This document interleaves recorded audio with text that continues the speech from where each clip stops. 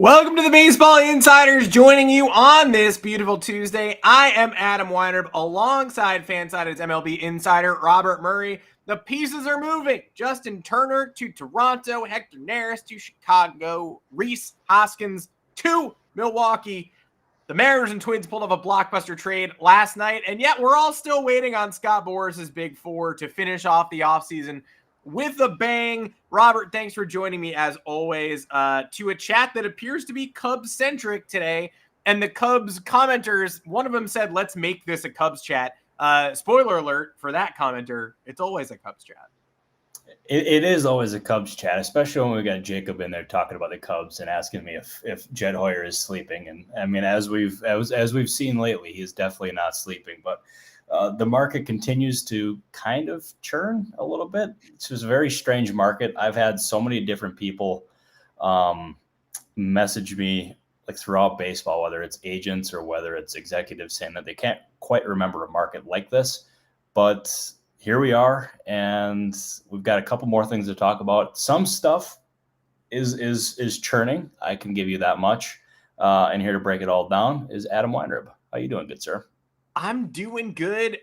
You seem to be doing well. I think I needed this action. I think I needed this weekend of action. I think I needed some of the rumor mill stuff that we got throughout the week. It looks like the Yankees are probably donezo after losing out on Hector Neris, but I think that's okay. And so shout out to our commenters. Know some of you from the Discord. Would love to see some more of you hang out there with us. We've obviously got information that we'd love to share on the show, and we'd love to talk to you guys in there as well. As always, we also want to give you a special offer from DraftKings.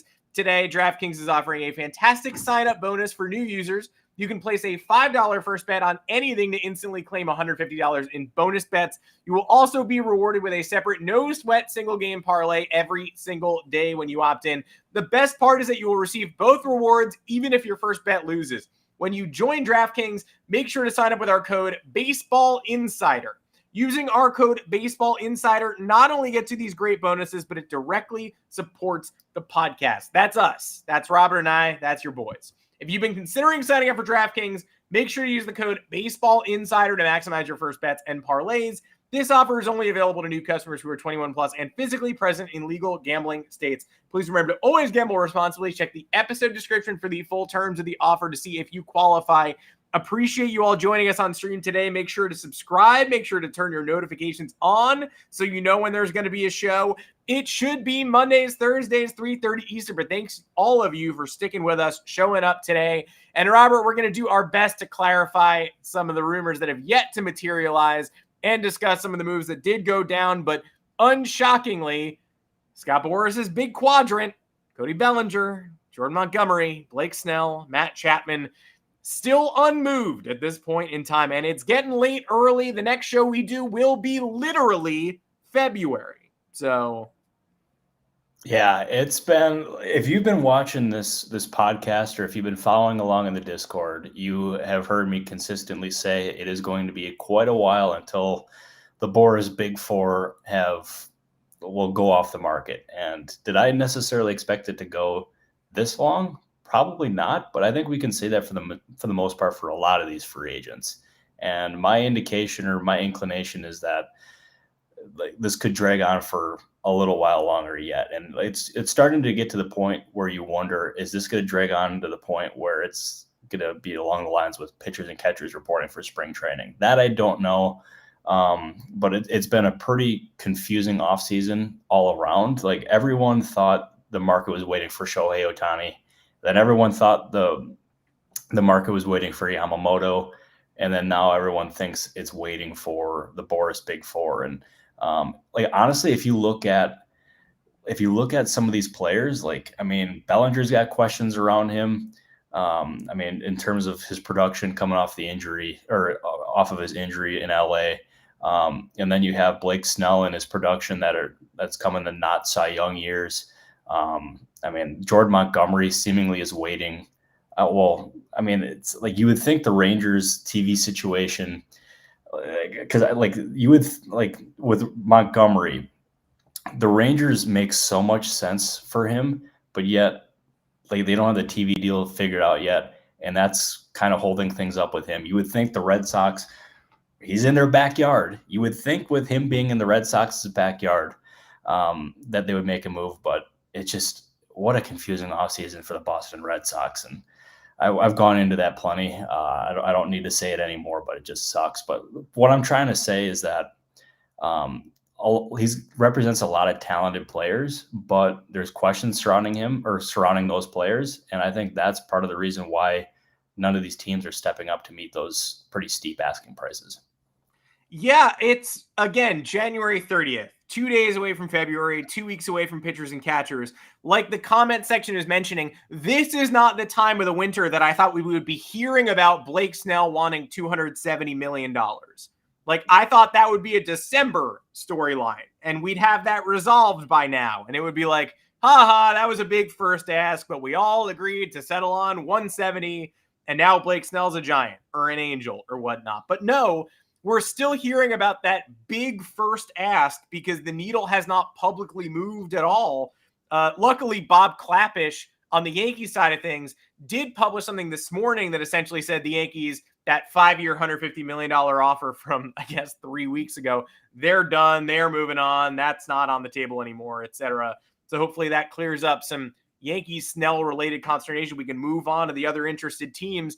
But the fits are still pretty obvious with all of these guys, and yet we haven't been able to move anywhere. Snell, Angels, Giants, Mariners, all make a lot of sense. Chapman, Cubs, Giants, I get it. Bellinger, Angels, Padres, if they want to clear the deck. The Yankees did get connected to them via a Mark Feinstein article last week that the comment section's referencing. That one doesn't make any sense to me, especially after Trent Grisham and Alex Verdugo showed up, but the connection was made. And then Montgomery, like you said, the Rangers, the two parties have been waiting for each other all along, but also the Rangers signed David Robertson. Jordan Montgomery's knocking on the door at Fenway Park, offering to move bags to spring training, and the Red Sox are still doing like, la, la, la, we can't hear you bullshit. Like, I think I'm most tired of the Montgomery market just because there are two obvious fits there. One of those obvious fits needs to spend to placate the fans in Boston, and yet February, and they're still kind of kicking the tires on, I don't know, mystery quantities and watching Justin Turner go to Toronto. Yeah, and sticking with the Red Sox here, honestly, I think Ken Rosenthal said it really well in Foul Territory, because AJ Pierzynski asked him, are the Red Sox even trying? And Rosenthal just responded with no. And honestly, it feels that way. And if I was a Red Sox fan, I'd be incredibly frustrated, because that's a team, big market. You're used to them being in contention and being in the race to represent the American League in the World Series. And this year, it seems like they're going to be like on the outside looking in for a playoff spot here. And obviously, like, there's been speculation from other reporters about Alex Cora's future in Boston and like where it could end up being, and if he could end up being this year's version of Craig Counsell. If that team is not spending big in free agency and they're playing to be mediocre, which honestly at this point with the way that they've spent kind of feels like that's the way that they're trending, could that entice Cora to further explore outside options? That's me just speculating. That's not me saying any sourced information there, but honestly, like, it's a valid thought, and it makes you wonder. It really does. And it's just really unfortunate. And as I've said consistently on this podcast, I just feel bad for the Red Sox fans. Like, they deserve a whole lot better than that. I think there's been an unfair conflation too between the Red Sox spending situation and the Red Sox roster. Like you said, I do think they're headed for mediocrity right now, but that's not because they don't have talent on the roster. Valid. Yeah. They have a roster that if ownership entered this offseason looking at the current core and the prospects and saying this is an 82, 83 win team, maybe if everything goes right and the doors get blown off, it's an 87, 88 win team. Let's supplement it. Let's get Jordan Montgomery. Let's get one more bullpen arm. They could easily make a wild card run, and wild card teams make the World Series sometimes. But the way ownership is treating things right now, they're looking at a solid, average to solid roster and saying, let's hold. Like, we're not going to hit on 14. And that's why people are so confused about what the Red Sox are doing. no disrespect to the roster's not bad, but they're not doing what they need to do to make the roster better and get it over that hump. Yeah, I'll tell you, like, you're spot on with that. And like, that's the thing, is a Montgomery type would be so big for them because, one, he's proven he can pitch in the AL East. Two, he's proven he can pitch in postseason games. And three, he just won a World Series with the Rangers, and he was an instrumental part with that roster. And it's frustrating overall. I feel bad because, like, the roster, it is talented, and that farm system, Heimblum did a good job of building it back up. And as soon as he built it back up, they booted him out the door. And yeah, it's like, I'll tell you, like, Heimblum, I mean, obviously there was things that he could have done better in Boston. I don't think there's any denying that. But I just, if I wonder how much of what was done there was done because of ownership, and it sucks. And the full throttle comment by ownership there, and then rescinding it, that would also be a banner phrase throughout the remainder of the season here. Just because it sucks. It sucks. It really does suck. Yeah, no coincidence that they walked that back after season ticket money was due. And I know some people maybe don't want to say that, but I'll go ahead and say that. I mean, Bill Simmons just tweeted, "Ever refill a rental car's tank with the crappiest gas possible before you turn the car in? That's what the Red Sox owners are doing in 2024. They're clearly selling the team." So who knows? It's an interesting take. But we shall see. Not to bag on the Red Sox too much. Pretty good. Thank you. Yeah, I've been working on that for a while. It's about time. I'm gonna unveil these niche impersonations one by one on the Baseball Insiders podcast. We won't bag on the Red Sox any longer, and we do have to wait for significant updates on these Boris folks. Might as well turn to the things that have gotten done in the last few days since we've had a show. Justin Turner to the Blue Jays. Rumblings began in earnest publicly last night, at least. This morning, shout out to Carlos Baerga, had this one first, and Justin Turner goes to the Jays for 1 year. Significant money, too. That's over $13 million to serve as Toronto's DH, third baseman. You know, they're losing Chapman, but he probably won't play the field much, / veteran leader. He proved last year in Boston before his body broke down he can still hit. I think some Blue Jays fans are split on this fit, maybe because they wanted Soler, but I know what Turner can do to a clubhouse, and I like him in the lineup. Oh, I like him a lot too. And the contract overall it's not bad. And it's a 1 year deal. It supplements, it adds to the roster and it adds to the lineup. And that's something that team desperately needed after adding primarily defense first guys earlier in the offseason here. And I don't dislike the deal at all. I think it was a good move by them. And I'm seeing comments here in the chat asking, are the Blue Jays done? Honestly, they should not be, and I don't think they can be. And like, that team, there's loads of talent. You have Bo Bichette under contract. You have Vlad Jr. under contract, and each of them are being paid before they end up getting their big deals, either in free agency or via extension. And if there's ever a time to add players on short-term contracts at a high AAVs, I think that would be now, or even adding another big contract to the roster. I think that time should be now. And I don't know if it's a Chapman. I don't know if it's a Bellinger. I don't know if it's a trade, but they can't be done. And I don't think they're done. But if that is actually going to be it for the Blue Jays, that would be pretty underwhelming. But as I said, I don't think they're done. I know they've poked around on a couple of different things. I can't remember them off the top of my head. But I know Rhys Hoskins is still trying to do some different stuff. He's having different conversations with folks around the league. But I think this is not the end of what they're going to do this offseason. I feel confident in that. And just based on looking at the roster, I feel like the roster overall shows that they cannot be done. What about the rest of these DH types, though? Because Turner fills this spot, presumably. Daniel Kern in the comments mentioning Soler's fit. JD Martinez is still yet to find a home. Brandon Belt, maybe a tier below. Joey Votto. Adam Duvall, who, we thought about, narrowing it down to the Angels and Red Sox maybe a couple weeks back, but that's still floating. Do the dominoes start to fall there? Teams like the Mets, Marlins, Angels, it feels like there are a lot of rotating chairs that could get involved in that market. Is Turner singular, or does he signal momentum here? I think he's singular. I really do. And there was a report the other week that Duvall was down to the Angels and the Red Sox. I don't believe that was the case. I think that was those teams are definitely involved for sure. But I believe there's other teams that are involved there. Martinez was definitely a player who was of interest for the Diamondbacks, but after they ended up getting Jock Peterson, I don't know if that's going to be the direction that they go in, or if they have the money to pull that off. Nothing confirmed there, but. Who is the other one that you ended up mentioning? You mentioned Joey Votto. Yeah, he's definitely a player Votto. of interest.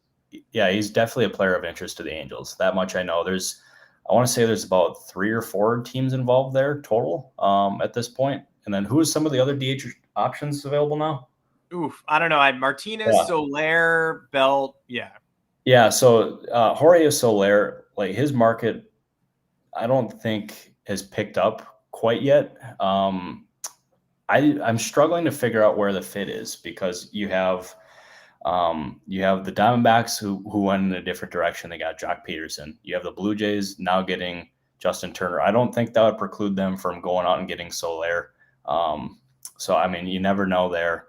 But I've also heard there's another team that's in on Soler. I don't know necessarily what team that is, but it is not surprising in the slightest that there's outside interest between or in addition to those the Diamondbacks and the Blue Jays there for Soler. I don't think anything is imminent at least as of last check. But as we learned on one of the most recent podcasts, I was asked, are the Pirates close to anything? And I said no. Mm-hmm. That was factually accurate at that time. That was accurate. The Pirates were not close to anything. And then all of a sudden, like within 2 hours, a couple of phone calls were made and a deal was closed. It legitimately can happen that fast, folks. So I got dunked for it on Twitter, and rightfully so, because the timing of that looked pretty suspicious. But I am here to tell you that deal happened relatively quickly. There's a lot of interesting things that happened behind the scenes with that one. And I can confidently say the Milwaukee Brewers were very interested in Aroldis Chapman. They very much liked him. Ethan Fisher, I forgive you. I forgive you. I know Adam ended up instigating you tweeting that video. So Adam is the one to blame. No, I'm just kidding. No one's here to blame besides me. But yeah, the deal legitimately happened that quickly. It was pretty crazy. Yeah, we got memed. We showed up on Ethan tweeted us, and the Cespedes barbecue account got us. I was doing the clap. I was doing remember when Brendan Fraser was at the Oscars and he was like, it was like a crazy clap. Like, I feel like I got memed like that because I immediately was like, and then of course Chapman goes down. And that's look, we all make mistakes. Sometimes we all laugh too loud. Sometimes we dance like no one's watching.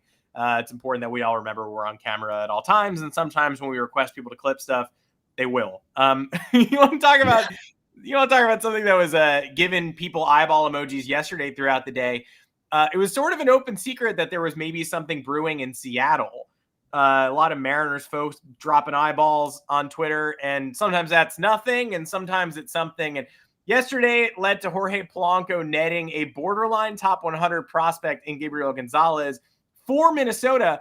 How do we feel about the Polanco fit in Seattle, and what's next for this Minnesota team that is threading the contention and importing prospects needle pretty spectacularly right now? They've got Julian, they've got Wallner, they've got all these guys ready to move in. Brooks Lee getting the call up soon, probably. So it makes me think like Polanco first out the door, Max Kepler on the market. It feels like those guys are paired, and now one is officially gone. No, exactly. And there was indications all day yesterday that the Mariners were cooking something. It started with a couple of tweets from some Mariners podcasters who have broken some stories here throughout the offseason. So credit to them for being on top of that. And the fit there always made a lot of sense. I thought it was going to either be Polanco or I thought it was going to be Jonathan India, honestly. I didn't think it was going to be Dylan Cease, despite some recent rumors, because acquiring Cease and then trading one of your young starting pitchers would seem to be not exactly the smartest move. But maybe I'm missing something. Who knows? But I thought this deal was really smart for the Mariners because it filled perhaps one of their biggest needs, and that was a third baseman. Because I said consistently on this podcast, and I said it on Foul Territory, that there was no way that they could end up having Luis Urias as their everyday third baseman. And that fills that need. It gives them an established person at third. And it gives them, it further bolsters their roster. And it's been a really odd offseason overall for the Mariners, who have traded some of their best players from last year, shedded payroll, and looked like they were just trying to just clear payroll room. And now they're adding to the roster. They parted ways with Anthony Desclafini, who now goes to the Twins. And I think the move that I'm looking for now is the Twins in getting Desclafini. They ended up getting money back from the Mariners in the deal. And I think it gives them, I want to say it was around $5 or $6 million, or it shedded that much from their payroll, at least from the money that came back from the Mariners. So I'm wondering, what will they do with that move, or with that fresh money now? Because last year Dan Hayes made a really good point and saying with the money saved last year, they got Donovan Solano. Who knows what they can end up doing now with that additional room. I think they're a team to possibly watch. I'm awful with pronouncing names, Lolo. My bad. Yeah. I mean, but anyways, I think that's something to watch here in the next week or two, or maybe just until the regular season starts. But the Twins now have some money to play with, and I would expect them to add at some point here. Everyone's favorite Boy Meets World character, Mr. Desclafini, is now in the Twins rotation. There's a Dylan Cease angle too, and one of the comments did bring up Dylan Cease, just because there was a Bob Nightingale report about, hey, maybe the Mariners, maybe that's a Cease thing. We gotta think it over. Like, that was, I think, Sunday afternoon, and then of course the Mariners do make moves yesterday. Any thought that he's getting any closer to being moved before the season, or are we still thinking Cease, Burns, maybe Bieber, maybe Tristan McKenzie? Let's have ourselves a free-for-all at the deadline. I'm thinking it's going to probably end up being a deadline thing, and things can change with one phone call, but the White Sox are in no hurry to move Cease, because they don't have to be, because they have him under contract for 2 more years. And they can be patient. They can move him at the deadline and still get an absolute haul in return for him. So this is not a case of where they have to move him this offseason. And Jimmy Flynn, I could not disagree with you more, that Chris Getz is not fumbling the Dylan Cease market. He is not doing that at all. He's being patient. He's not taking a deal to just take a deal, because taking a deal just to take a deal is often when the worst deals are made. And like, I applaud him for being patient, because there's a lot of fan pressure to move him. And they've made it very clear when he ended up presenting options with Cease, most recently when he was talking to reporters, one of the options that he left out was keeping Cease. So it's either a matter of they trade him now, or they end up trading him at the deadline, in my opinion. And I'd expect him to go. But it's taking longer than some people think. But you know what? The deadline is going to be when some of those teams are going to be most aggressive and most desperate, and that is when he can clearly win the deal. I think that's something that is in their minds for sure. I still think he is an Oriole. Look, we all know the Orioles have an incredible farm system. Ooh, time out, baby. Time out. Jordan Gilmore, I'm not saying that Cease is staying. I'm saying long-term, he is not going to be with the White Sox. I'm saying a trade just might not happen this offseason, but I think a trade at the deadline is absolutely firmly in play, and I would be stunned if Cease stayed in Chicago long-term. So there we go. Yeah, there you go. No bullshitting. Yeah, I think the O's, like, we all know the Orioles have a great farm system, but it just becomes all the more obvious. I don't know if anybody sat and watched MLB Pipeline's top 100 reveal, but it was like, the top 30 was just like Oriole, take a break for a couple guys. We'll put another Oriole in there. Like, who has the best power in the minors? I don't know. It could be Kobe Mayo. It could be Samuel Basallo. Like, Oriole. The whole Heston Kjerstad, the whole top 40 was young offensive Orioles prospects. So if we get into desperation mode, it's the deadline. The O's need to, push that throttle forward. Sorry, Boston. Just figure out which of the guys you want to keep long-term. Like, Jackson Holiday's staying, obviously, but Kowser, Mayo, Kjerstad, Pasalo, like pick two and go ahead and get yourself Dylan Cease, because you can't actually play 7 different power hitting 23-year-olds. That's actually not going to happen. No. And like the Orioles absolutely have to go get a starting pitcher. Like their rotation right now says like they have to, and they just have to go get another starting pitcher. And it might have to be just 2 starting pitchers, and maybe it's Dylan Cease, maybe it's Michael Lorenzen, maybe it's someone else on the market. But the Orioles have to do something. And speaking of Michael Lorenzen, him and Noah Syndergaard recently held a workout or a bullpen session for teams. There was about 15 teams involved, and I was told that both of them looked pretty good. And another one that held a workout recently, I believe, was Eric Lauer. And so like there's some of these free agent pitchers who are throwing for teams, throwing bullpen sessions. And I think Lorenzen is, I think he's going to end up getting some pretty strong interest following that workout, because I just heard he was pretty impressive. Same with Lauer, who is drawing interest from the Padres and the Pirates, among others. I don't believe that is out, so that's a YouTube exclusive here. But yeah, I'll tell you, like, I would expect like the start. There's so many starting pitching options available right now. I would expect that market to have to get going at some point, because really, like, we're 2 weeks away from spring training and pitchers and catchers reporting. It's got to happen at some point, but it feels like the rest of the offseason is just going to be a slow trickle, kind of like how it's been for like the last week or so, or throughout the entire offseason, really.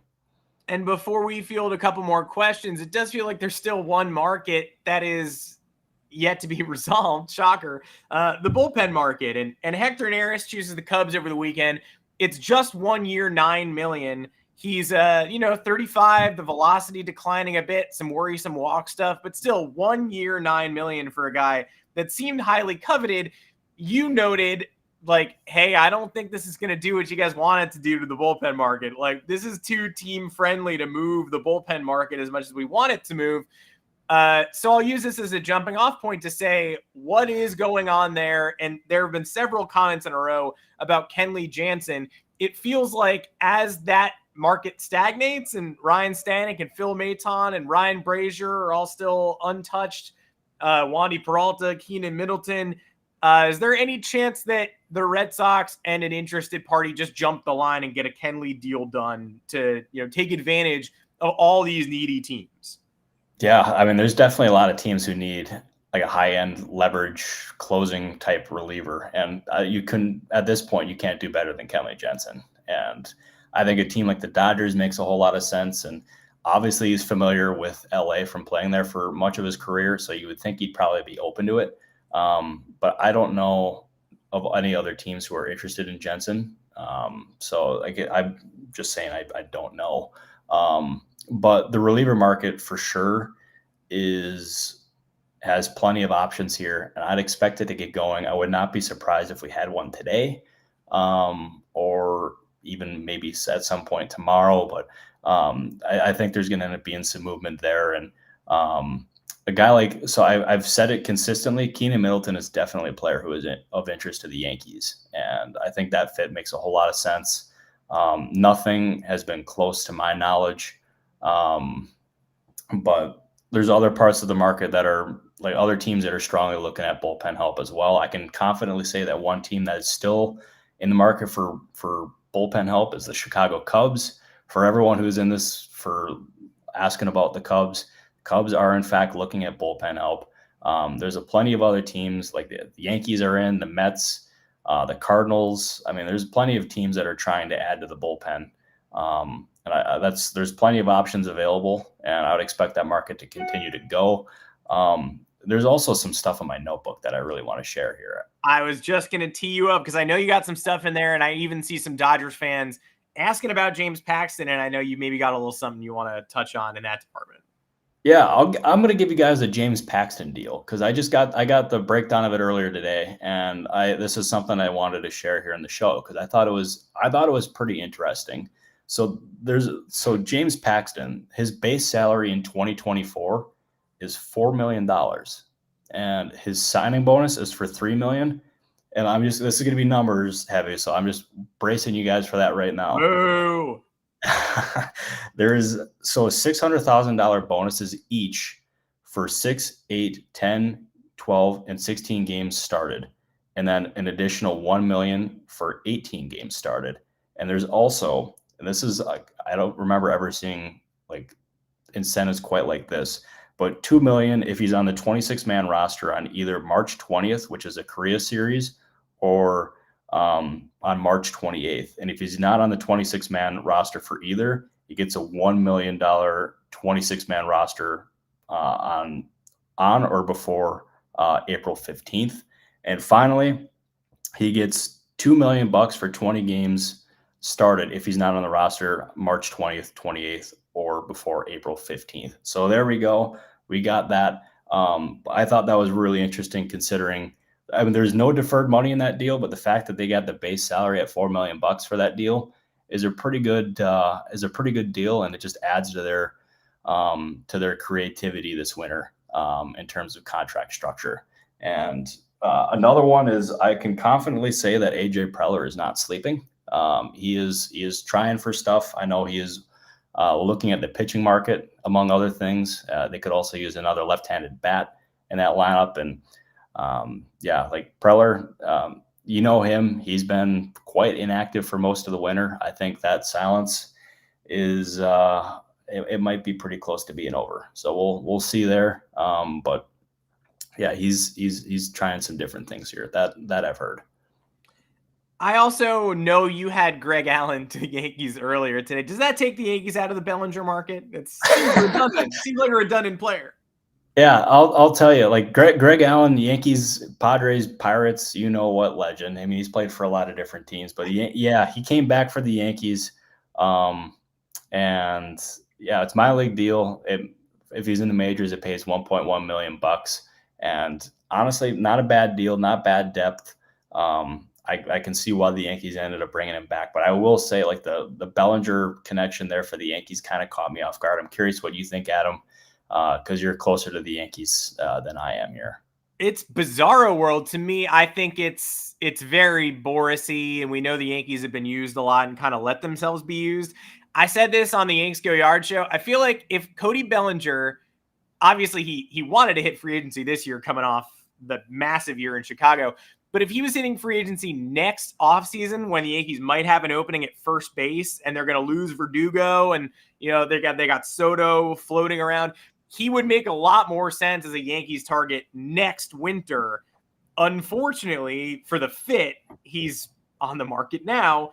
I mean, fortunately for Bellinger, he should still do fine, but I don't really foresee the Yankees getting a backup first baseman, outfielder without a home, slugging DH potentially. It seems like a poor fit this year, better fit next year, but he's available this year, so I don't get it. No, exactly. I'm totally there with you. I don't see it, but who knows? I mean, maybe what happens with Stroman happens with Bellinger, and it goes to the price where the Yankees are comfortable. Who knows? Can't rule anything out, but I would be surprised there. Connor, right? I have the breakdown of the Rhys Hoskins deal if you're interested, because I don't know if that's out either. I was going to toss it to that question as well, just because talking about that deadline frenzy, pretty clear signal that we might have been waiting for, that the Brewers intend to go for it and then reassess at the deadline. Devin Williams, Corbin Burns, you know, stay on the line, you know, don't leave, but you're here in Milwaukee for now. I've been a big believer in Hoskins for a while. I thought he was going to be a great candidate to have a huge year for somebody on a 1-year deal. I was a little surprised he got 2, but good for him. Yeah, I will say, like, it was a good deal for the player. And like the breakdown of it overall. So in 2024, he gets $12 million. 2025, there's an $18 million player option, which includes a $4 million buyout. And then for 2026, there's an $18 million mutual option. Not $18. He's not picking that up. He's not picking up the $18 option.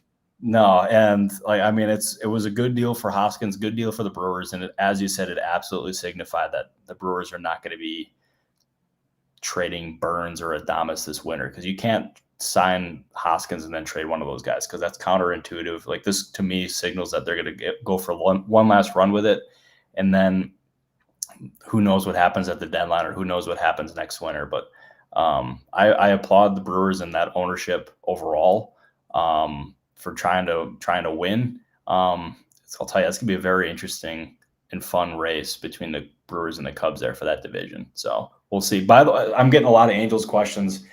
Angels fans, you guys are relentless. I'll give you that, and I respect that wholeheartedly here. I like the Angels have absolutely poked around on a big move, but I at this point don't necessarily expect that to happen. I think that's kind of trending toward unlikely. Can't rule anything out, because as I was literally reminded about 45 minutes before this podcast, it all depends on how Artie Moreno wakes up that day. And it is, yeah, he's as unpredictable as they come. But as of right now, I think a big move for the Angels is unlikely. I think they continue to still add to that roster for sure. But I just don't expect it to be a big move. But maybe like a JD Martinez type is possible. That I don't know. But like a Blake Snell or a Cody Bellinger, I think at least at this point is unlikely. But certainly Votto is still on their radar, as people are asking. We addressed that mid-show, but just to reiterate, certainly still a potential connection there. Shout out to all of our commenters. Thanks for joining us as always. Even if you're just showing up to say Angels ? We still we love you. We appreciate you. You guys are the best. I mean, yeah, I wish we had I see some Phillies questions. I see some Tigers questions. Not sure if there are any updates there that feel pertinent to this moment. Shout out to the Tigers for locking up Colt Keith, though. Scott Harris putting his stamp on things. But I don't know. Yeah. Before we sign off, I guess seeing a lot of Philly, seeing a lot of Tigers, seeing a little Giants. Any of those names spark joy, or are we all just sort of in a holding pattern there? Yeah, Giants, I mean, they were absolutely in on Rhys Hoskins. That I can confidently say, and it makes you wonder if they would end up pursuing a guy like a JD Martinez or a Jorge Soler type. That's just me speculating, but considering that they were in on Hoskins, I think that would make sense. I also think another starting pitcher for the Giants can make some sense too, because you can't have too many options for the starting rotation there. What, the other team was the Tigers, you said, or you asked? Yeah. I can honestly say I have not heard much, if anything, about the Tigers in this case. So if I said it, I knew anything, I'd be lying. Well, good job on getting Keith done. We will see everybody back here probably Thursday, but we'll keep everybody posted. 3:30 Eastern is the time of the show. Again, make sure to join us. We've got chats going between shows where information is shared, but we'll give what we can on Thursday's show, next show. Subscribe while you're here. Turn those notifications on. Make sure you stay in tune with the show, and make sure you keep appraised of when we're going live, because we got a lot to unpack, and I like when moves go down between shows. It helps. It helps when we're not just talking about like checking our watch or the NFL or things not related to baseball, because we are the baseball insiders and we like to have fun. But it's definitely more fun to break down moves than it is to break down silence. Yeah, because it's basically just been total silence throughout the entire winter, and it's been a pretty frustrating offseason overall. And I get it. And I'm seeing Phillies Weekly asking about the Phillies and saying that we missed the Phillies. I mean, it's possible they could end up pursuing another starting pitcher. That is honestly that's the only thing I've necessarily heard with the Phillies. They ended up getting that starting pitcher from the Braves. Was it Allard? I think it was. Colby Allard deal. No, exactly. So, I mean, I think what they ended up doing in getting Aaron Nola done, that was going to be their big move, unless they ended up getting Yamamoto, which I think that was a case of that was a rare player. And obviously Dave Dombrowski values rotation help. So that was always something I thought the Phillies could end up being in on. But I think the thing to really watch for between now and the end of spring training for Philly is a Zach Wheeler extension. I think that is certainly something to keep an eye on for sure. That Aaron Nola deal feels like fucking 2004 at this point. Jesus Christ. I can't believe that. Yeah, it absolutely does. It's remarkable how long ago that feels. It's pretty wicked. Well, shout out to the Phillies for getting that done. It's even more important now that the best other pitchers are still languishing on the market. Thanks for joining us, everybody. We will see you next show. Again, subscribe, like this video, turn those notifications on. We could not do the show without Robert Murray. Even though sometimes we get clipped and aggregated, I think it's still probably worth it. We're going to keep doing the show. Thanks, Robert. Thanks for helping us out again, man. And no, I appreciate you, Adam. I appreciate you doing the show with me. I appreciate everyone who's watching, who watched and commented. Sean Daly, thank you for producing this show. As always, you're the man. And we'll see you guys on what, Thursday, Adam? I think we'll be back here in 2 days. We'll load up the old outline. We'll see what we got. We'll see what's in the notebook, and we'll catch everybody on this channel when we're ready. So take care, everybody. Thanks for showing up. Hell of a comment section today. Love to see you all back here on Thursday. Take care. Thank you, everybody.